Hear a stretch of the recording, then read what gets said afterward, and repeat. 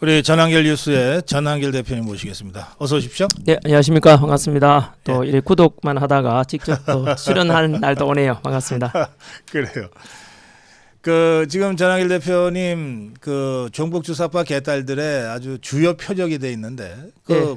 고소 고발도 뭐 여러 건 당하신 것 같습니다. 3번 당했습니다. 아 그래요. 네, 선관위를 문제가 많다 비판했거든요. 예. 지금 선관위에 관한 게 뭐 부정선거 이런 이야기가 되게 일반화됐지 않습니까? 네. 국민들 전체가 선관위에 대해서 뭐 신뢰할 수 없다라는 네. 게 설문조사 결과, 여론조사 결과 한 47% 정도가 신뢰할 수 없다 되거든요. 그럼요. 원래 예. 선관위는 한 90% 이상 또는 최소 신뢰가 돼야 되죠. 네. 단 한 표라도 도둑맞지 않도록 우리는 철저히 관리하고 있다. 거기에 대해서 국민들을 믿어주고 해야 되는데 네. 뭐 선관위 스스로 자초한 문제 아니겠습니까? 뭐 878건의 비리라든가 그리고 뭐 가족 채용이라든가 뭐 네. 친인척 채용, 가족회사 이런 편 자체 때문에 신뢰된 그거에 대한 어떤 대중적으로 이렇게 알리게 된 게 전한길 때문이고 그 때문에 제가 고발당했습니다. 아 그래요. 예, 원래는 그냥 부정선거하면 음모로 그러면 나뉜다. 선관위가 고발했습니까? 제가 선관위를 비판했죠. 네, 그러니까. 탄핵 정국 그 속에서. 고발은 민주당이 했죠. 개딸들이 한 거죠? 그렇죠.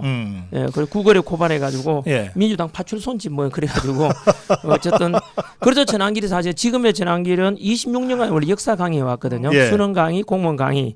그러다 갑자기 지금처럼 전한길이 투사가 된 택인데 이래 돼가지고 뭐 드럼통 제가 뭐 거의 윤석열 대통령 다음 순위에 올라가 있더라고요. 그래 된 게 드럼통 들어갈 순서? 네 부정선거 때문에 이제 이야기했는데 민도 고발당했고 그 뒤로 헌법재판소도 문제가 많았지 않습니까? 예, 예. 뭐 불리한 재판관들에 대해서 그 위법한 사항 일까지 이런 내용에 대해서도 이야기하니까 또 저를 내란 뭐 동존지 뭐 그래가 또 고발하고 그래서 제가 이제 현재 3번 고발당한 걸로 그래 알고 그래요. 있습니다. 아니 그런데 이재명이는 정치보복 안 하겠다 그러던데? 어제 뉴스에 동시 이런 게 나왔죠. 이재명은요. 그리고 국민들이 속아 넘어가면 안 됩니다. 예. 원래 공산당이 제일 잘하는 게 뭐냐면 거짓말. 김일성이 그랬잖아요. 그래. 공산당 믿어라 잘 산다. 그리고 마르크스도 그랬고 예. 거짓말 그리고 사람들을 이렇게 가스라이팅 시켜가지고 거짓말 해가지고 쑥 끌려가게 만드는 거죠. 아하, 예. 그게 이재명이 전문 아닙니까? 그래서 이재명이 지금 뭐 정과 사범 그것도 자범 아닙니까? 뭐 민주화운동 한 것도 아니고 정과 사범에다가 지금 이제 소송 지금 해도 5건이지 않습니까? 예. 그 대부분 다 그게 뭐 검찰 사칭죄도 있지 않습니까? 네, 그 맞아요. 정과 중에서도 예. 네. 그거 사기라는 뜻이죠. 그리고 본인이 맨날 그 민주노총하고 같이 해서 촛불 들고 나갔다가 그러다가 어느 순간 민노총에서 주장하는 대로 해가지고 52시간 그 근로시간 제한하겠다. 그리고 우리 반도체 때문에 대한민국 사는데 반도체 사는만이라도 52시간 근로 제한 시간을 해제하자. 좀 유연하게 라고 하자. 했다가 민노총 만나고 난 뒤에 바로 없었던 걸로 하자 이래 되죠. 예. 그것처럼 이재명은 그러니까 우리 지도자 가져야 될 가장 기본을 제가 역사 강의하면서 늘 가르쳤던 게 정직과 책임이거든요. 그 두 가지에 다 어긋났어요. 어허. 가장 기본이 정직이지 않습니까? 네. 왜냐하면 그래야 거의 지도자죠. 그래 국민이 따라오고 신뢰할 거 아닙니까? 그냥 말만 뜨면은 본인은 계속 그렇게 민노총하고 같이 가다 어느 순간 나는 중도층이다, 중도 우파다, 거짓말이죠. 네. 다 거짓말이고 그게 지도자의 정직성이 그나 낳는 거. 책임을 안 지잖아요. 언제나. 그래서 너무 미안합니다. 잘못할 수도 있죠. 저도 그렇고 뭐 고 박사님도 그렇고. 네. 이래 죄송합니다. 그걸 안 하죠. 끝까지 나는 잘했다 하고 뭐 하여튼 그렇게 돼서 지도자로 가져야 될 가장 기본적인 덕목이 정직과 책임이 없죠. 여하튼 아까 물어봤던 질문에 좀 답변 길었는데요. 그래서 제가 어쨌든 민주당에서 3번 고발당했잖아요. 예. 고발당하면서 여기까지 오게 됐는데 제 의지와는 좀 무관하거든요. 돈 잘 벌고 칭찬 늘 존경받던 강사였거든. 강사라도. 그런데 어느 순간 그리고 또 제가 그 예능 방송에도 많이 나갔어요. 예. 예능 방송에 많이 나갔었는데요. 김종국이 같이 나갔죠. 탁재훈 나오는 데 갔죠. 윤종신, 홍진경, 그다음에 이경규, 그다음 김구라, 하여튼 이렇게 다들 유명한 방송에 많이 나갔었거든요. 예. 그러다가 그 뒤로 방송에 잘리고 얼마 전에는 또 그 넷플릭스 제 폭삭 속았수다 있죠. 거기도 제가 카메오 출연했다가 예. 이런 시국선 하는 바람에 잘렸죠. 그리고 설 연휴 기간에도 가장 시청이 높은 프로에 연휴 기간에 원래 나가기로 했는데 네. 시국선 때문에 바로 또 잘렸죠. 그래서 뭐 여하튼 여기까지 왔는데 아까 보니까 어제 나경원 의원의 뭐 드럼통 그 때문에 네네. 지금 이제 시사제 되게 뜨겁던데요. 네네. 저도 그 드럼통 영순이 이러다가 저도 뭐 인터넷에 돌아다니더라고요. 유튜브 보니까 점수가 매겨져 있더라고요. 드럼통 제일 들어갈 그 뭐랄까 민주당에 봐서는 뭐 제일 제거 대상이 되겠죠. 자 걸림돌이 되는 그 윤석열 대통령이 10 제일 숫자 놓고. 예. 제 10이 제일 아, 만점이거든요. 그래요? 네. 그다음 그 밑에 9가 전환길돼 있더라고요. 아하, 예. 그래서 저도 어쨌든 제가 그렇게 자문한 거는 하나도 없지 싶은데 늘 저는 정직 꿈이라도 거짓말하지 말자 늘 해왔고 저는 다음에 어느 순간에 가서 뭐 그러니까 저를 공격하는 쪽에 있잖아요. 패널들 다 놔두고 내가 진실 게임 해보자. 내가 거짓말한 게 뭐 있지? 너희들이 이야기했는 거 다 전부 다 언론에서 거구 내가 왜 거구지? 근거 대봐라. 왜 거구지? 내가 폭력성을 동반한 적 있냐? 아니 13번 집회에 나갔지만 언제나 평화와 화합과 통합을 주장했는데 왜 내가 거구지?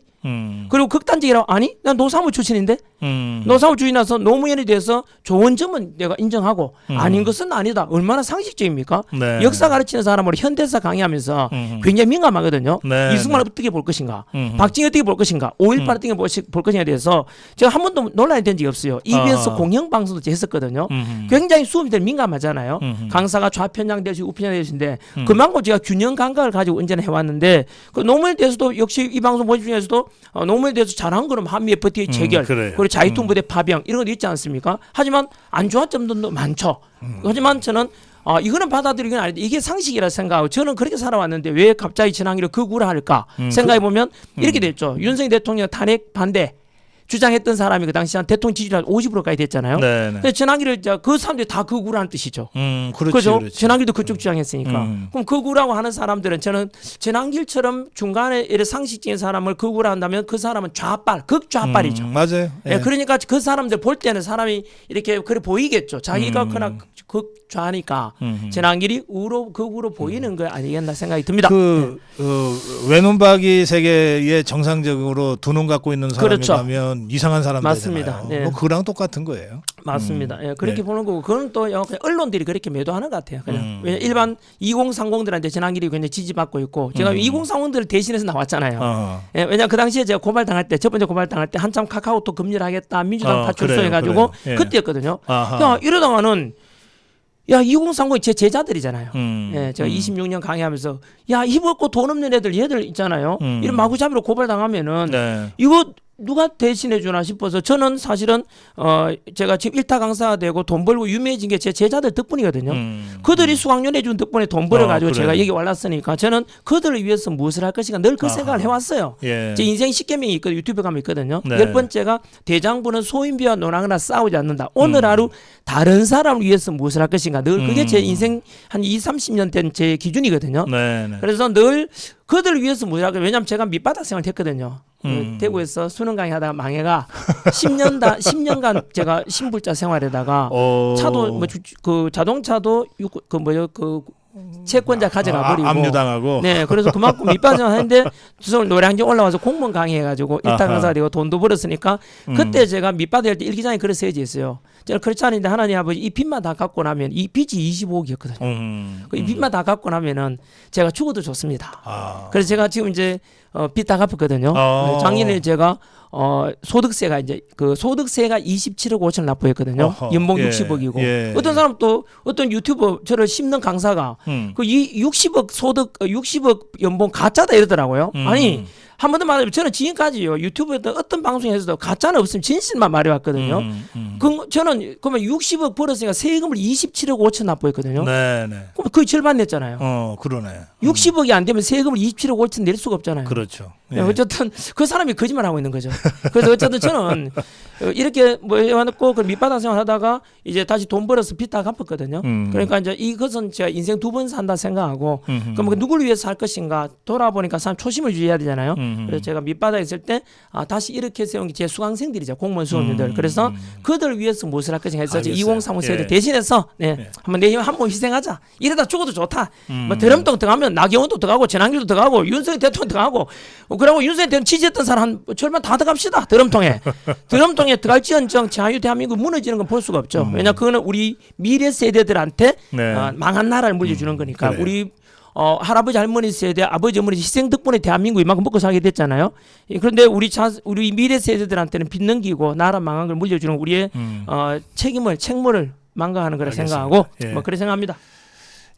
거짓말 안 하고 정직하게 진실만 얘기하면 드럼통 1순위가 될 수밖에 없어요. 저것들한테는 이재명은 거짓말의 어떤 상징적 인물이고 네. 전환길은 정직의 상징 인물. 그렇게 생각하시면 됩니다. 만약에 전환길 거짓말했다면 나와보세요. 말해보라고요. 저는 이런 말도 하더라고요. 3.1절까지만 나오기로 하고 그 뒤로 안 하기로 했지 않냐. 저도 그랬어요. 왜냐하면 그 당시 세이브 코리아가 3.1절까지였어요. 저희 아내한테 약속을 했죠. 그런데 그때까지 3.1절 되면은요. 윤석열 대통령 지금 복귀할 줄 알았거든요. 탄핵 끝날 줄 알았는데 헌재 선고가 안 끝나요. 왜냐하면 헌법재판관에서 2월 25일 날 최후 변론이 끝나고 난 뒤에 3월 한 달 내내 들고 있다가 그랬죠. 4월 4일 날 뭐 이렇게 해버렸잖아요. 그 제가 이루어놓은 것도 없으니까 나올 수가 없죠. 그리고 집사람한테 용서를 구하고 어쩔 수 없이 나오게 됐죠. 동대구역 집회에서 그 대놓고 우리 저 부인한테 한번 봐달라고 네. 그러셨는데 제가 현장에 있었어요. 네. 네, 그 뒤로 지금도 그렇습니다. 오늘도 마찬가지로 제가 이렇게 나오는 집사람 싫어합니다. 아하. 당연하죠. 예. 그 뭐 좋아하겠습니까? 그래서 그냥 이제 대통령 선거 50일밖에 안 남았으니까 봐라, 내가 대통령 탄핵 반대하고 지금 복귀 원했는데 헌재 선고 때문에 지금 이런 놈이 하나도 없지 않냐. 이러다 대한민국 무너진다. 이번 다가올 대선은 우리 대한민국 이 자식도 다 무너지니까 조금만 기다려. 이제 50일밖에 안 남았지 않냐라고 계속해서 제가 용서를 구하고 대통령 그 집에 들어가시면 이제 부인한테 꼼짝 못 하시는 모양이네. 지금도 눈치 보고 있습니다. 집에서. 왜냐하면 제발 저보고 이제 제가 신경 쓰지 마라. 내가 뭘 하든 간에 살아 있으면 안 되나 했는데 자꾸 뉴스에 뜨니까 안 볼 수가 없대요. 유튜브도 드라마 뜨고 하니까. 그래서 제가 신경 그래. 끄고 이렇게 살아라 이렇게 다독거리고 있습니다. 질문이 있어요. 네. 말씀이 진짜 빠르시다고 네. 숨을 쉬고 말씀하시는 거냐고. 오늘 짧은 시간 할 말 정말 많습니다. 그리고 국민들 여러분께 더 많이 진실을 알리고 싶어요. 여기에 나온 것도 그렇고 제가 전환길 뉴스 차린 것도 그렇고 예. 언론 때문에 국민들이 이렇게 갈라져 있고 언론 때문에 대한민국이 망해져 가고 있다. 저는 이렇게 생각하거든요. 네, 그래서 이런 뭐 고성우 TV 같은 경우는 구독자도 많고 또 실시간으로 많이 보고 또 수준이 높죠. 예, 그래서 수준 높은 분들도 많고 해서 좀 더 지금 이제 시청자분들 보시고 끝내지 마시고요. 딱 한 명의 친구라도 옆에다가 링크해 주세요. 이거 좀 보라고. 그러면 2명이 되고 4명이 되고 8명이 되고 16명이 되고 32명이 되고 64명이 되어서 기하급수로 늘어나서 전 국민들이 진실을 알 수 있지 않겠는가. 그래요. 그런 생각이 듭니다. 전환길 뉴스는 이게 유튜브입니까 아니면 인터넷 언론입니까? 언론입니다. 언론도 있고 유튜브도 있어요. 아, 유튜브도 네, 있고. 언론을 만든 이유도 마찬가지. 전환길이 원래 정치 안 한다 그랬거든요. 네, 그럼 무엇을 할 것인가 이루어놓은 놓고 2035 세대를 위해서. 그래서 제가 대한민국의 가장 큰 문제가 지금 언론이라 하거든요. 똑같은 비상계엄이라는 사건 하나를 두고 이렇게 국민이 갈라질 수 있을까? 팩트는 하나인데 그거는 언론에서 계속 한쪽을 부추기고 이렇기 때문에 저는 그렇다고 생각하거든요. 그래서 제가 조금이나마 이 고성우 TV도 그렇지만은 그런 언론을 통해서 국민들에게 진실을 알리고 싶다. 예. 그래서 인터넷 언론도 만들고 그리고 유튜브도 채널 만들었죠. 네, 지금 저희 댓글창에 네. 전환길 뉴스 그 인터넷 주소 올려놨으니까 여러분들 많이 들어가셔서 구독도 하시고 좋아요도 좀 네, 눌러주시고. 감사합니다. 예. 네. 자, 네. 제가 어제 사실은 전해드렸는데 그 사전투표가 부정선거 의혹의 핵심이다. 그런데 사전투표를 하지 말자는, 그래서 사전투표는 아예 하지 말자는 주장들을 우리 자유파 국민들이 많이 그렇죠. 하시는데 이게 선거에서 이기려면 사전투표를 아예 우리가 거부하는 것은 비현실적이다. 그런데 이대로는 안 된다 해서 당장 법은 못 고치더라도 시행령을 고치거나 또는 선관위의 방침만 고치면 될 수 있는 이 사전투표 개선안이 있다. 이래서 5가지를 요구하셨어요. 그 내용은 제가 어제 전해드렸는데 네네, 감사합니다. 이거 기자회견 하셨고 내일하고 모레 이틀 동안 선관위 앞에서 1인 시위 하겠다. 네네. 이렇게 지금 밝히셨잖아요. 네. 그 내용 좀 설명해 주세요. 사실은 제가 이 고성우 TV에 어제 아침에 나오기로 했었죠. 네네. 어제 아침에 나오기로 했는데 제가 어제 밤을 새웠어요. 왜냐하면 그 기자회견, 국회에서 기자회견 하는데 예. 그 기자회견 그 선언문이 되겠죠. 그저께 밤을 새우셨구나. 네네. 예. 그래서 이거 새벽에 제가 문자 보냈거든요. 네네. 하루만 좀 연기하면 안 네, 되겠다. 그러세요. 그런데 예. 오히려 이게 본부장님께서 좋다. 그러면 이제 비하인드 스토리도 이야기할 수 있지 않겠는가라고 했는데 사실은 좀 비하인드 스토리가 있습니다. 네네.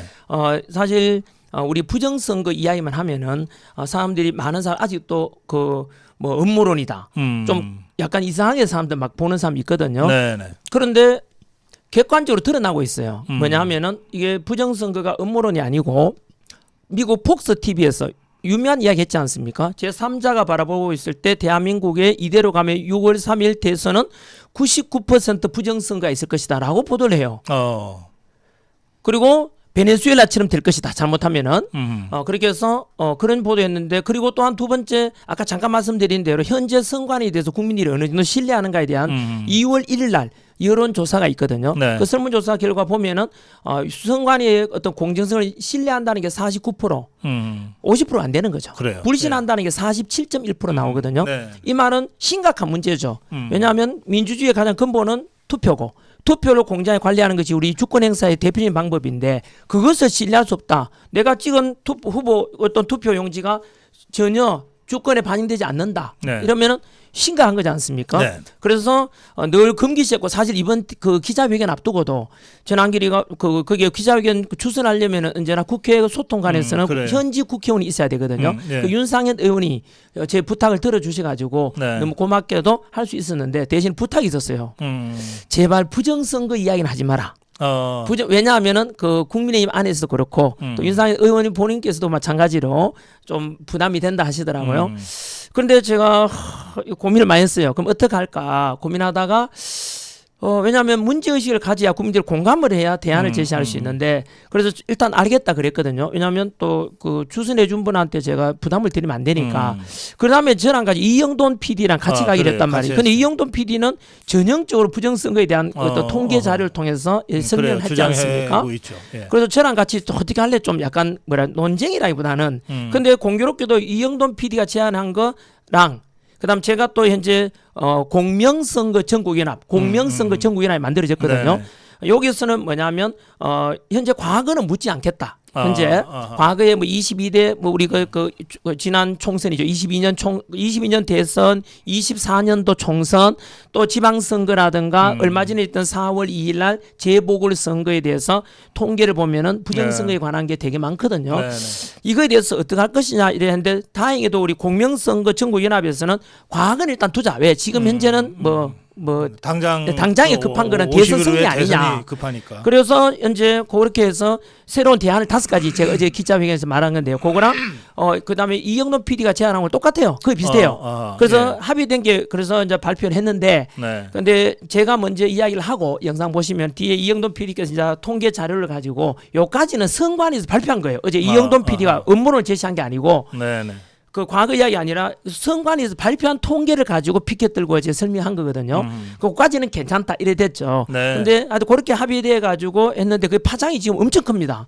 왜냐하면 고수님께서도 말씀하신 대로 이 우리가 제안한 어제 기자회견 내용을 가만히 보면은 네. 과거의 대선이나 총선이나 지방선거에서 있었던 어떤 그런 걸 제기하는 게 아니고 남은 당장 50일 앞으로 다가온 이 대선을 위해서 어떻게 할래? 네. 에 대해서 얼마나 심각하냐면 예를 들면요. 이대로 만약에 이 개선 없이 선거제도 개선 없이 이대로 가면은 폭스 TV 보도대로 99% 부정선거가 있게 될 수 있고 그리고 어떤 사람은 이대로 가면은 이재명이 뭐 500만 표에서 300만 표, 300만에서 500만 차이로 승리하게 될 거고 네. 그래서 만약에 이대로 개선 없이 이 선거제도 하에 대선을 치른다면 그럼에도 불구하고 이재명을 이기는 후보가 있다면은 내가 63빌딩에 뛰어내리겠다. 그 정도로 가능성이 없다는 거예요.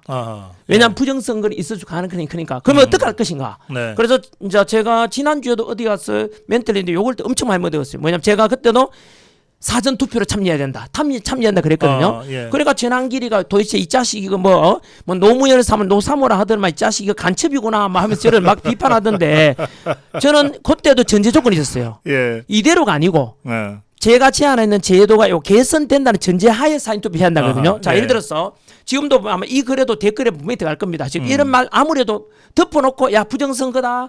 사전 투표 가면 부정선거니까 불참하자 보이콧하자 하잖아요. 그러면 선거 진다니까 우리가 지지하고 싶은 당이나 후보가 낙선해요. 왜냐하면은 사전 투표를 안 가잖아요. 그러면 당일 투표를 가자는 거잖아. 그렇지. 당일 사전 투표는 지가 가고 싶은 날에 가고 싶은 곳에 가서 투표할 수 있도록 돼 있지만 이틀 당일 동안. 투표는 그날 현장에 가야 되는데 그날 제가 다른 일이 급한 일이 생겼어. 그날 자기 주민등록지 주소로 가야 돼. 그렇죠. 예. 그 주소지로 가야 되죠. 네네. 그리고 그날 또 귀찮게도 해. 뭐 에이 뭐 이래가지고 내 하나쯤이야 이래가지고 결국 빠지게 되면은 네네. 본인이 지지하고자 하는 그 후보는 100% 낙선합니다. 떨어진다니까요. 그럼 어떻게 할 것인가 이제 대안을 제시해야 되잖아요. 그러면은 이제 오늘 또 보니까 한덕수 총리를 통해서 뭐 시행령을 고쳐야 하자는데 그것도 불가능입니다. 왜냐하면 예. 선관위는 독립기관이에요. 헌법기관 독립기관으로서 행정부에서 이래 할 수가 없습니다. 두 번째, 그럼 어떻게 할 것이냐? 선관위 자체 내에서 그렇죠. 지금 현재 50일 남은 시점에서 여야가 합의해서 선거제도 법을 개정 불가능하거든요. 따라서 현재 시점에 가능한 대체 가능한 실현 가능한 방법이 딱 하나밖에 없어요. 네. 헌법재판소 자체에서 바로 규칙, 우리 헌법 아, 법률 명령 조례 규칙 있잖아요. 선관위 자체. 그렇죠. 선관위 자체 규칙만 바꾸면 돼요. 네. 네. 그거는 내부에서 가능하거든요. 그러면 거기에서 제안한 게 뭐냐면 현재 우리 부정선거 의혹이 제일 높은 게 당일 선거가 아니라 사전투표고 사전투표. 사전투표에 대해서 개선점을 제가 제안한 것이죠. 네. 그게 뭐냐면 첫 번째가 현재 국민들께서 많이 모르는 게 뭐냐면 당일 투표는 가면 제가 이제 자 신분증 보여주고 사인을 하거든요. 네. 재난길이가 왔다. 그리고 나서 이제 투표 용지를 받잖아요. 받을 네. 때 거기에 투표 참관 관리관, 투표관 도장이 찍혀 있거나 사인이 돼 있어요. 그렇죠. 그 투표지에 제가 가서 기표소 안에 들어가서 이제 이래 찍지 않습니까? 네. 근데 사전 투표는 거기 없어요. 사전 투표는 갔어요. 그 투표 용지를 봤는데 그 투표 용지에 투표 관리관의 도장이 없다니까요. 그럼 뭐가 있느냐? 선관위에서 그냥 원래 관인 찍어놓은 거 있잖아요. 네, 그 프린트 돼 있는 거. 그렇지. 그밖에 없어요. 그 말은 뭐냐면은 그로 인해서 부정성 의혹이 있다는 거죠. 왜냐하면 투표 용지를 아무리 복사해도 되잖아요. 그렇죠. 그거는 이미 그 국정원에서 이야기했거든요. 투표 용지가 얼마든지 복사 가능하고 추가로 많이 집어넣을 수 있는 거잖아요. 그런 의혹을 없애기 위해서라도 사전 투표에서도 당일 투표처럼 투표 관리관의 사인 날인을 직접 하자. 그게 가장 쉬운 거지 네, 않습니까? 자기 도장 찍는 건데. 네, 그게 사실은 그 공직선거법 158조 4항에 나와 있는 거예요. 그렇게 하라고. 네. 예. 그런데 선관위에서 시행 그 규칙을 바꿨어요. 그런데 불법이잖아요. 이거 관리관 그 도장 없어도 된다는 걸. 그런데 그걸 가지고 대법원에서 뭐 그렇게 해서 된다라고 또 판결해 버렸어. 예. 그런데 그러면은 이제 면피되지 않습니까? 대법원이 그래도 괜찮다 했지 않냐 했는데 그 중간에 무슨 일이 있었냐면 그 뒤로 국정원에서 이제 그 확인을 했죠. 확인하니까 이거 투표 용지가 이거 부정이 있을 수 있고 국정원에서 확인해 줬거든. 그러면은 네. 국정원에서 그 판결 나왔으면 확인해 줬으면은 이거 선관위 자체에서도 대법원의 그 선고를 믿는 게 아니고 네. 아 맞다 이거는 충분히 우리가 개선해야 돼서 당일 투표처럼 사전 투표도 반드시 투표 관리관의 도장 직접 찍도록 하자라는 게 그게 선관위의 기본 아니겠습니까? 다시 네. 묻지만 선관위의 가장 미션이 뭔데요? 공정한 투표 관리. 그리고 그로 인해서 투표율을 높여가지고 직접 민주주의를 실현하는 거 아닙니까? 그렇죠. 국민들이 많이 투표에 참여해서 국민들이 지지하는 후보가 당선되고 해야만이 대의 정치가 되고 직접 정치가 되고 국민의 민의가 반영되는 거잖아요. 예. 그렇다면은 선관위에서 묻고 싶어요. 그러면 보다 더 신뢰성을 높여주는 것은 선관위가 해야 될 가장 본질적인 책무 아니냐. 그러면 국민들은 현재 대다수가 사전투표에 대해서 투표관리관의 날인 도장이 없는 것은 이거는 우리가 믿을 수 없으니까 네. 불신이니까 꼭 날인 찍더라도 그 어렵습니까? 선관위라면 적어도 선관위 이제 노태학 선관위원장이나 아니면 그 우리 사무총장 김용빈 사무총장이 본다면은 양심이 있다면은 그건 실현 가능하단 말이에요. 예. 그것이 바로 뭐냐 이렇게 함으로 해가지고 투표율을 높이고 그러면서 그동안 불신의 덩어리였던 선관위가 명예회복할 수 있는 신뢰회복할 수 있는 좋은 기회이기도 해요. 그렇죠. 그리고 요거는 그래 제가 어제 우리 요거 말하고 난 뒤에 기자회견 하고 난 뒤에 지금까지 지난길 기자회견 하고 나면 온데 악플이 너무 많았거든요. 어제 유일하게 악플이 거의 없어요. 아, 그래요. 왜냐하면은 이거는 여당이든 야당이든 그리고 내가 어떤 후보를 지지하든 국민이든 간에 모든 국민들께서 원하는 게 뭐죠? 야 부정선거에서 그냥 내가 내비둬 내 부정선거에서 내가 지지하는 후보를 당선시키고 싶어 그런 국민 없잖아요. 오히려 떳떳하게 하자는 거에 대해서 우리 공명하고 투명하고 공정한 선거를 바라는 건 누구나 마찬가지 아니겠어요? 축구 선수한테 우리 축구 심판한테 바라는 게 뭐죠? 우리 팀에게 유리한 게 아니라 공정하게 해달라는 건 상식이잖아요. 공정하게만 해라. 그렇죠. 그것처럼 이거는 진보든 보수든 어떤 국민들도 반대할 수가 없는 내용이에요. 그건 선관위한테도 좋은 거예요. 그렇죠. 예. 그래서 모두를 위한 거니까 현재 그 파장이 크고 그래서 저는 그 5가지 중에 첫 번째 이야기했고요. 한번 들어보시죠. 첫 번째는 말씀드린 대로 당일 투표처럼 사전 투표도 투표 관리관이 직접 날인하도록 하자. 그죠? 두 번째가 사전 투표하게 되면 당일 투표까지 이제 투표를 하고 난 뒤에 투표하면 관리를 잘해야 되잖아요. 네. 그죠? 그에 대해서 전에 여야 합의회에서 법적으로 CCTV를 둔다라고 돼 있어요. 네. 근데 CCTV만 두면 100% 믿을 수 있느냐? 그렇지 않다는 걸 이미 초등학교 어떤 인터넷 지식 정도만 가져도 CCTV도 조작 가능하다는 걸 영상 알고 조작 있습니다. 가능하지. 조작 예. 가능하니까 제가 추가로 두 번째 하는 게 그러면 선관위에서 제공하는 CCTV 말고 거기에다 플러스 여당 야당에서 제공하는 또 CCTV도 할 수 있고 그마저도 우리는 못 믿을 수 있으니까 투표 일반 국민들도 또는 투표 참관인이 24시간 내내 투표 관리할 수 있도록 있잖아요.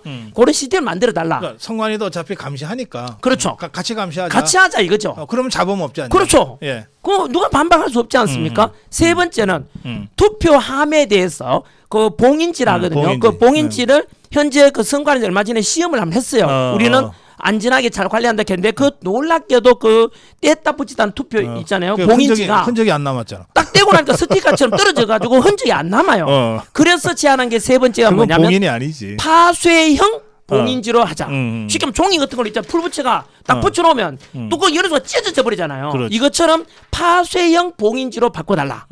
그죠? 얼마나 이거 설득이 있는 겁니까? 네. 그리고 네 번째는 뭐 될지 안 될지 모르겠지만은 그 사전 투표를 하고 난 뒤에 이제 당일 투표가 있잖아요. 당일 투표함을 열 때 보통 사전 투표, 당일 투표 중에 뭘 먼저 열죠? 저 당일 투표. 그렇죠. 당일 투표를 먼저 열잖아요.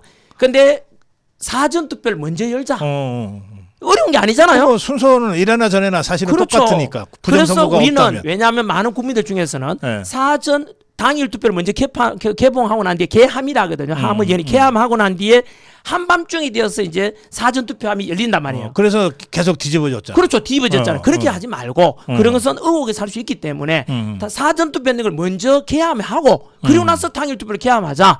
얼마나 설득력 주장입니까? 이런 주장을 선관위에다가 제안하고 예. 시행 그 어떤 그 선관위 안에서 규정을 바꾸시는 거거든요. 그래서 금방 그 고쌤께서 말씀하신 대로 요거는 내일 4월 18일 금요일 오후 2시에 이영돈 PD, 전한길 그리고 공명선거 전국연합 요 단체 세 단체 합쳐가지고 공개적으로 경찰 입회하에 그래. 미리 신청해야 되거든요. 경찰 입회하에 과천에 있는 중앙선관위에다가 공식적으로 제안합니다. 그리고 공식적으로 노태학 선관위원장과 그리고 김용빈 사무총장이든 간에 책임 있는 답변을 공개 답변을 요구합니다.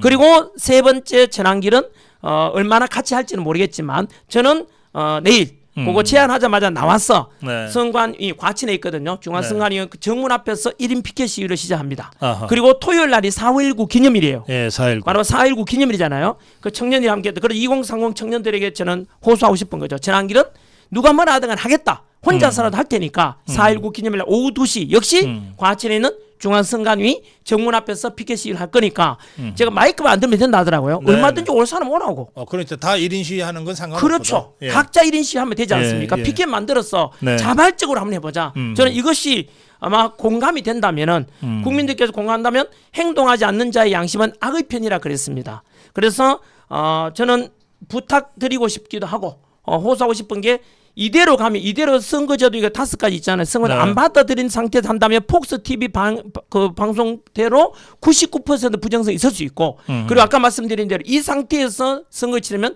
이재명 후보가 500만 표 이상 자동 당선이 될 것이다. 그러면 이재명이 지배하는 그런 사회에 지배받고 싶지 않다면은 동참해라. 그리고 이재명 대표에도 좀 부탁드리고 싶어요. 자, 이재명 대표도 막 부정성을 통해 당선되고 싶냐 아니면 공정한 선거를 통해서 당되고 싶냐 묻고 싶거든요. 자, 그러면 공정한 선거를 통해서 당되고 싶다면 떳떳하게 당된다면 현재 뭐 우리 여론조사 결과는 이재명 후보에게 유리하니까 전환길이 요구하는 5가지에 대해서 이재명 대표도 예스 노로 답변해 달라. 이거에 대해서 저 공개적으로 좀 묻고 싶어요. 그래서 그래야만이 떳떳하지 않겠는가? 왜냐하면 전환길은 더 나아가서 만약에 이것이 선관위에 제가 압박을 가는 겁니다. 개정이 안 된 상태에서 투표가 치러지잖아요. 네. 그 상태에서 만약에 대선을 치른다면 저는 대선 불복운동에 국민들이 들고 일어날 거라고 생각합니다. 그거는요. 무서운 이야기죠. 제가 헌법재판소는 그때 어쩔 수 없이 부당하더라도 제가 유혈 사태를 막기 위해서라도 청년들 2040 청년 다치면 안 되니까 일단은 승복하고 그 뒤로 내용상으로 그리고 투쟁은 계속 하겠다고 했거든요. 하지만 이번 대선은 다릅니다. 네. 이번 대선은 저는 6월 3일 있을 21대 대통령 선거는 우리 인생에서 마지막 대통령 선거이 될 수 있다고 저는 생각합니다. 알겠습니다. 이 사전투표 5가지 이 개선 요구를 시한을 정해놓고 하고 그게 받아들여지지 않으면 대선 불복 운동으로 갈 수밖에 없다. 이렇게 이제 쭉 설명을 하셨는데 5월 10일까지만 하면 됩니다. 예, 5월 10일까지가 예. 선관위에서 그것만 그렇죠. 고쳐주면은 그 뒤에는 이제 투표 이제 본격 후보가 결정되기 때문에 투표 용지가 만들어지거든요. 예. 그래서 5월 10일 이전이면 하면은 지금 우리 댓글창에는 그거 갖고 안 된다. 뭐 서버 자체가 조작일 수가 있는데 뭐 이런 의견들을 많이 올리시는데 네네네. 저는 사실 아니 이 간단한 이것도 관철시키지 못하는데 그보다 뭐 훨씬 어려운 거는 현실적으로 지금 거의 불가능하죠. 불가능한데 네. 주장은 할 수 있지만 현실적으로 불가능한 얘기를 백날한다고 해서 부정선거가 없어지는 건 아니잖아요. 그러니까 현실적으로 가능한 아주 구체적인 요구, 네, 선관위도 감히 이거 안 하겠다고 할 수 없는 맞습니다. 이런 아주 이 명분이 뚜렷한 요구를 들이밀고 투쟁을 해야 맞습니다. 힘이 붙는다. 네. 그렇게 생각하거든요. 그러니까 우선 내일하고 모레 이틀 동안 이제 전한길 대표님은 이제 개인 1인 시위 하는 거예요. 1인 시위는 집회 신고가 따로 필요 없어요. 네, 맞습니다. 그러니까 이 방송을 듣고 문제의식 공감하시는 분들도 다 내일하고 모레 2시, 오후 2시에 중앙선관위 앞에서 여러분도 1인 시위를 하러 가시면 돼요. 집회 신고 따로 필요 없이 1인 시위를 하러 가시는데 이게 전한길 한 사람이 2명이 되고 4명이 되고 해서 1000명이 되고 10,000명이 되는 것.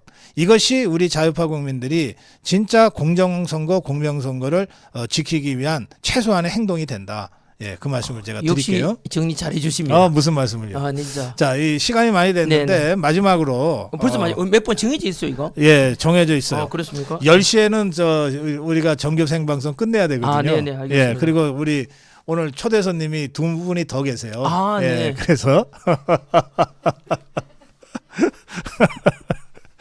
네, 마지막 질문은 이겁니다. 네. 아까 국민 뭐였죠? 국민 수사대. 아, 네, 네, 국민수사. 국민수사대 출범식은 나경원 의원하고 함께 하셨더라고요. 네네. 보도를 보니까. 네, 또 사전투표 시행규칙 요구 그 기자회견은 네. 이영돈 예, PD. 저기 윤상현 의원이. 아, 네, 네, 네. 그 이제 두 사람이 다 네. 윤호겐이 그 탄핵 저지 투쟁에 광장에서 함께 그렇죠, 싸웠던 맞습니다. 대표적인 의원들이죠. 그렇죠. 그래서 이들과 이제 이러저런 이유로 함께 하고 계시지만 역시 우리 전한길 대표님은 지금 전개되고 있는 1230 세대가 주축이 된 윤어겐을 네, 네. 어떻게 생각하시는지 네. 그리고 윤어겐의 흐름을 받아서 대선 승리로 가야 된다. 네. 안 그러면 우리가 다 죽는다. 나라가 네. 다 망한다 이런 건데 대선 승리하려면 어떻게 해야 된다고 생각하시는지 그걸 저는 좀 5가지 조건이 예. 있거든요. 네. 첫째, 2030 세대들 청년들의 지지를 받아야 된다. 두 번째는 중도층을 끌어들여야 된다. 세 번째가 후보 분열되면 안 된다. 보수파는 누가 되든 간에 무조건 단합해야 된다. 네. 그죠? 뭐 민주당이 이미 이재명 거의 확실하니까 이재명에 이길 수 있는 후보 단합해야 돼요. 네 번째가 부정선거가 있으면 안 된다. 이게 전제 조건에 속합니다. 네, 그래서 네. 제가 이번에 이것만이라도 바꿔달라는 것이고요. 네. 5번째가 윤심을 같이 가야 돼요. 아하. 왜냐하면 윤석열 대통령에 대한 지지율이 음. 바로 50% 가까이 됐지 않습니까? 그럼요. 예. 지금 언론에서는 계속해서 윤석열 죽이게 나섰지 않습니까? 관저 어제 뭐 압수수색도 하고 그 관저에 계신 사저로 가는 일주일 동안에 뭐 수돗물을 얼마나 썼는지 그런까지도 참 구차하지 않습니까? 어제 어떤 신문인데 말하고 싶은데 그 수돗물 얼마나 많이 썼는지까지도 고발하더라고요. 그리고 또 전한길도 관저에 갔지 않습니까? 예. 갔을 때 그 일주일간 왜 국가 그 예산을 들여가지고 손님들 그래 관저로 사람들 와 찾아와서 그 대접하냐? 그러면 제가 막 오렌지 주스 바카스 들고 그럼 사 들고 가야 돼요. 관저 가는데, 예? 그거 갔더니 뭐 오렌지 주스밖에 안 주더라고 실제로. 물론 다음 날은 이제 식사도 했는데 아주 간결한 식사였어요. 일반 식당에 10,000원짜리도 안 되는 그런 식사를 제가 했는데 그게 그런 것까지도 참 이렇게 전직 대통령에 대해서 적어도 최소한의 우리 예우라는 거 있지 않습니까? 참 그런 언론들이 참 못됐다. 국민들이 오히려 저항하지 않겠는 이 생각이 들었거든요. 여하튼 저 관저에 갔다 온 거는 전한길 뉴스에 예. 그날 이제 또 둘째 날 갔을 때는 배의철 변호사라고 대통령 예. 변호인단에 있는 네. 변호 같이 갔었거든요. 그 대통령이 한 3시간 정도 말씀하셨어요. 네. 그래서 제가 메모를 다 해가 왔거든요. 어허. 그걸 바탕으로 해서 배의철 변호사랑 같이 전한길 뉴스에 영상을 이렇게 올렸어요. 왜냐하면 대통령의 뜻이 왜곡되면 안 되니까. 그래서 변호사도 같이 있어야 저랑 같이 참여했으니까. 그래서 제가 메모한 걸 가지고 다 수첩에 적어왔거든요. 그걸 가지고 도대체 윤핵관이 뭐냐. 첫 번째 오해하는 분들은 윤석열 대통령이 다시 직무 복귀하나? 대통령 후보 나오나? 그건 불가능하거든요. 두 번째는 윤석열 대통령이 뭐 당을 만드나? 당을 만들어 이래라 저래라 하면 당 총재되고 그거 아닙니다. 윤석열 대통령께서는 뭐 늘 강조하셨던 게 청년이지 않습니까? 네. 그래서 윤석열의 대통령이 이제 그동안 해왔던 가치에 대해서 스스로 실현하도록 해라라고 하셨거든요. 대통령이 직접 나서고 이런 게 아니고 그렇지 않습니다. 왜냐 그렇게 되면은 윤석열 대통령 진짜 와 저도 직접 만나 뵙고 난뒤에 야 이런 지도자가 대한민국에 있었던가. 그 스케일이라 해야 되나요? 자체가 달랐어요. 뭐냐면은 야 그럼 예를 들면 윤석열만 바라보고 있는 이런 청년이 있다면은 그 뭐냐 이거 조폭주의 되는 거 아니냐. 전에 뭐 이 말 그대로 있잖아. 내 시킨대로 하고 그럼 아니면 어떠지? 그런 건 아니다. 내가 윤석열 대통령께서 해오신 것이 그동안 어떤 많은 자유민주주의의 가치, 외교, 한미일 동맹 이런 데서 이미 많이 다 알려져 있지 않냐. 그거를 구체적으로 실현하도록 이제 스스로 하라. 스스로 깨어나라고 했습니다. 그래서 구체적으로 예를 들면 대통령께서 대통령 출마선언 문이 있거든요. 대통령 취임사가 있거든요. 미 의회 연설 그게 엄청 명문입니다. 미 의회에서 연설. 대한민국 국회에 갔을 때는 민주당에서 오지 마라라고 피켓 들고 반대했지만 미국 의회 의사당 국회의원들은 수준이 높은 것 같아요. 상하원 합동. 그렇죠. 상하원 합회가 그때 엄청난 기립박 박수 받았지 않습니까? 그 명문이거든요. 그리고 대통령 비상기업 이 다음 한 분도 몇 개 있거든요. 그 속에 윤석열 대통령의 정책과 가치가 추구하고자 하는 가치가 굉장히 잘 반영돼 있대요. 그것만이라도 가서 청년들이 스스로 교육하고 스스로 공부해서 그 가치가 현실화됐으면 좋겠다. 그래서 당장에 뭔가를 뭐 당선 이런 거 보지 말고 멀리 보라 하다. 그러면서 대단히 강조하신 분이 베리 골드워터라는 분 아시지 않습니까? 베리 골드워터에 대해서 한 20-30분 말씀하셨어요. 그 뭐냐면은 1964년 미국 대선에서 공화당 후보로 나온 베리 골드워터가 완전히 참패를 했죠. 그 당시에 뭐 린던 존슨이죠. 린던 존슨 민주당 후보한테 졌지 않습니까? 졌지만은 그 당시에 이렇게 됐죠. 뭐냐면 in your heart, you know he's right. In your heart, 너는 너의 마음속에는 알고 있지 않냐? You know he's right. 그가 옳았다는 것을 바로 이겁니다. 비록 대선에서는 정치 영향으로 졌지만은 하지만 그 당시에 공화당 후보로 나왔던 바로 베리 골드워터 보수주의 가치가 옳다는 걸 너희들 다 알지 않냐 이겁니다. 그래가지고 실제로 그 가치를 가지고 50만 명의 청년들이 미국에서 뭉치거든요. 그때 이 가치가 옳다. 그 골드워터의 패배를 그래서 영광스러운 패배라고 그렇죠. 그렇게 불렀습니다. 그래서 그 50만 명이 중위되어서 그로부터 17년 뒤 1981년 레이건 공화당 후보가 나와서 레이건 통해서 이제 미국이 다시 일어나죠. 민주당이 망쳐놓은 것을 레이건이 공화당 후보에서 당선되면서 미국이 지금처럼 강화되는 이유가 그때 80년대 레이건 덕분이거든요. 그때 했던 정책이 바로 기업 위주. 그러니까 감세를 통해서 많은 자유를 주자. 그 레이건이 작은 정부. 그 골드워터 때 청년 당원으로 선거운동원으로 뛰었어요. 실제로. 그렇군요. 레이건이 젊은 청년 레이건이. 그래서 그 가치를 되게 한 30분 말씀하셨는데 대통령께서 저는 메시지가 이거다라고 생각했어요. 이번에 비록 대통령께서는 뭐 정치적인 판결로 위법상 10가지 있는 헌법재판소에서 위법상 10가지 있음에도 불구하고 대통령을 18대 0으로 그냥 일방적으로 파면시키지 않습니까? 국민들도 50%가 대통령 복귀를 원했는데 국민 민주주의의 근본을 깨뜨렸죠. 헌법재판소는 민주주의가 아니죠. 그래서 비록 대통령께서는 뭐 3년 만에 물러나셨지만 하지만 이것이 패배가 아니다. 결국은 이 윤석열이 추구했던 가치들을 청년들은 받지 않냐. 그 가치 보고 2037 중립에서 아스팔트로 나왔지 않냐. 그걸 비록 이번에는 진 것처럼 보이지만 윤석열 대통령 당장에는 패배한 것처럼 보이지만 이 가치가 헛되지 않을 것이라고 말씀하셨어요. 그 덕분에 마지막 관제에서 사저로 옮겨 오르신 날도 임명됐지 않습니까? 뭐냐면 나는 3년이었지만 5년간 다 했고 그리고 다 이루었다. 그죠? 잘 싸워왔다. 자, 이제 시작이다는 말씀했거든요. 그 멘트에 대해서도 원래 많은 국민들은 이제 파면돼서 사저로 오니까 일반 그 주민들도 뭐 우는 분들도 계셨잖아요. 안타까워가지고. 하지만 윤석열 대통령이 그렇지 않다는 거예요. 청년들 믿었고 그리고 국민 내 깨어있는 국민들에 대해서 결코 대통령이 추구했던 가치가 자유민주주의 속 뭐가 나쁩니까 이게 법치 그리고 이런 말씀 하셨어요. 외교를 통해서 뭘 하냐면 제가 가장 와닿았던 게 그때 문재인 정부 때 한일 관계 깨져 가지고 노 재편 운동 막 펼쳤잖아요. 그래요. 그러면서 우리나라 경제가 엄청 타격을 받아요. 그래도 윤석열 대통령이 뭐냐 하냐면 내 지지율 10%를 깎아 먹으면서도 한일 관계를 복원시켜요. 그 지소미안지 뭐 있잖아요. 다시 네. 지금 하고. 네. 그래서 야 저거 그때 감동했습니다. 지지율 신경 쓰지 않겠다. 지지율 무려 10%나 깎아 먹게 되거든요. 그럼에도 불구하고 한일 관계를 복원해야 된다. 왜냐하면 우리나라 까딱하면 중국한테 제2의 홍콩이 될 수 있잖아요. 그 서해안에 인공 구조물이 그 중국 얼마 전에 또 설치는 드러났지 않습니까? 서해안 그 잠정 수역에 그 미사일 기지 될 수 있거든. 우리나라 서해안에 중국 예. 미사일 기지 들어선다. 그런 거 됐어. 그래서 윤석열 대통령께서는 한미일 관계를 복원하고 이제 했던 이 관계 말씀하셨고 그다음 이런 말씀하셨어요. 내가 경제 전문가는 아니지만 경제 정책이라는 게 별거 있나? 기업이 장사 기업하기에 좋은 이런 것이 좋은 경제 정책 아닌가라고 하는데 그게 정답이죠. 기업의 자율성에서 그리고 또 하신 말씀이 윤석열 대통령께서 전 정부에서 그런 있었죠. 뭐 적폐랍시고 대통령이나 정권에 잘못 보인 기업들 있잖아요. 타켓으로 해서 괴롭히는 방법이 특별 세무조사 아닙니까? 네. 단 한 차례도 한 적이 없대요. 왜냐하면 대통령이 해야 될 역할은 이제 작은 기업 하나를 보니 국가 전체를 보니까 언제나 그런 스케일을 가지고 했던 경제 정책에 대한 거라든가 외교 관계에 대한 거 이런 걸 볼 때 저는 비록 윤석열 대통령께서 현재는 그 사주를 옮겨가서 뭐 언론에서는 계속해서 대통령께서 다시 어쨌든 압수수색도 하고 하지 않습니까?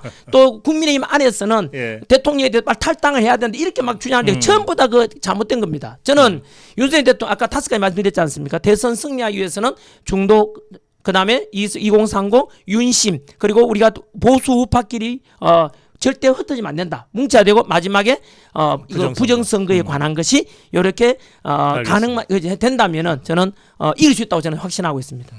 우리 전황일 대표님 말씀대로 구현된다면 저도 대선 승리 이길 수 있다고 보는데 첫째 부정선거 막아야 되고 둘째 2030과 함께해야 되고 그리고 중도를 네, 최대한 맞습니다. 많이 흡수해야 되고 그리고 우리 자유파가 똘똘 뭉쳐야 맞습니다. 되고 그리고 유언 어겐을 실현할 수 있어야 된다. 네, 맞습니다. 그렇게 말씀하셨어요. 네. 마무리 한 말씀 인사 한 말씀 듣겠습니다. 네, 아까 말씀드린 대로 지금 현재 댓글 상에 보면 부정선거니까 투표하지 말자 고쳐야 된다. 실현 불가능한 이야기 해봐야 의미 없고 차라리 그래 전한길과 이영돈 PD가 제시했던 이런 것에 대해서 좀 힘을 실어 주십시오. 그래서 그러니까 실현 가능한 선관위의 안에 규칙만 바꿔도 우리가 부정선거 의혹을 많이 개선할 수 있거든요. 그래서 당일 투표처럼 사전 투표에 날인 찍는 것만 하더라도 투표 관리가 날인 찍는 것만 하더라도 충분히 신뢰성을 회복할 수 있고 아까 제가 제안했던 5가지가 실현될 수 있도록 여러분 힘이 되어주면 좋겠습니다. 그러면은 이것만 개선한다면은 지난 20대 윤석열 대통령과 이재명과의 대결보다